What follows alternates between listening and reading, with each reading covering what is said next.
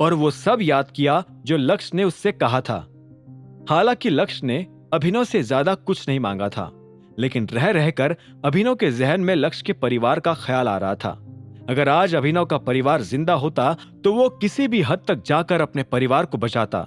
वो अपने परिवार के लिए जान ले भी सकता था और दे भी सकता था।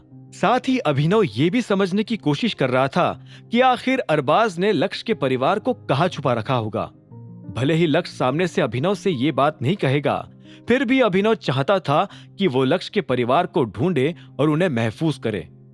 अभिनव ये सब सोच ही रहा था कि इतने में रंजन ने धीरे से कहा, बॉस, हमारे जानने लायक कोई बात है क्या?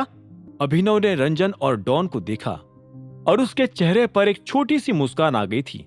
अगर वो और डॉन उसकी जिंदगी में नहीं होते तो अभिनव ये सब कुछ अकेले नहीं कर सकता था, किसी कीमत पर नहीं। अभिनव ने रंजन के सवाल का तो कोई जवाब नहीं दिया, लेकिन उसने अपने जेब से फोन निकाला और लक्ष्य को ये मैसेज भेज दिया कि वो उससे बात करना चाहता है।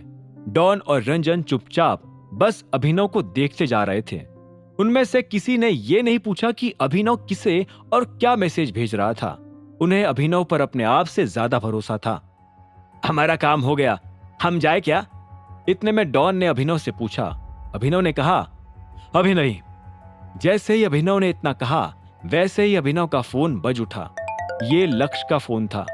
अभिनव ने तुरंत फोन उठाया और उसे लाउड स्पीकर पर डाल दिया ताकि सब लोग लक्ष्य की बात सुन सके। उधर से लक्ष्य ने धीरे से कहा, हेलो बॉस। ठीक है, तो मेरी तरफ से डील ऑन है। तुम मुझे जिस चीज के बारे में चाहो उस चीज के बारे में बता सकते हो। बात कितनी इंपॉर्टेंट है या नहीं, ये मैं सुनकर डिसाइड करूंगा। तुम्हारा काम सिर्फ बताने का है, ठीक है? मुझसे कुछ भी छुपाना मत। अभिनव ने इधर से कहा। उसकी बात सुनकर उधर से लक्ष्य ने कहा, ठीक है बॉस। तो अभी तक कोई खबर? नहीं बॉस, अभी तक तो कोई खबर नहीं है, लेकिन मैं कोशिश करूंगा कि आज रात भर जागा रहूं ताकि आपको खबर दे सकूं।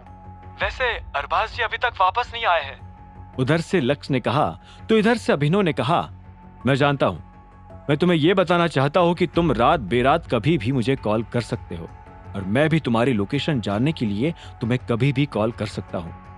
और कहीं आपने मुझे गलत वक्त पर कॉल कर दिया तो? उधर से लक्ष्य ने पूछा। अभिनव ने उसके सवाल के बारे में कुछ देर सोचा और बोला, तो फिर हमें कोड्स फिक्स कर लेने चाहिए। अभिनव हर वक्त के लिए एक कोड रख लेना चाहता था। अगर वक्त सही होगा तो लक्ष्य अपनी तरफ से सही वक्त का कोड देगा और अगर वक्त गलत होगा तो लक्ष्य कोड में ही अभिनव को समझा देगा। अभिनव ने खुद इन कोड्स के बारे में अपने अनाथ आश्रम में सीखा था। गुंडों और बदमाशों से बचने के लिए उसे ये सारी चीजें करनी पड़ती थी।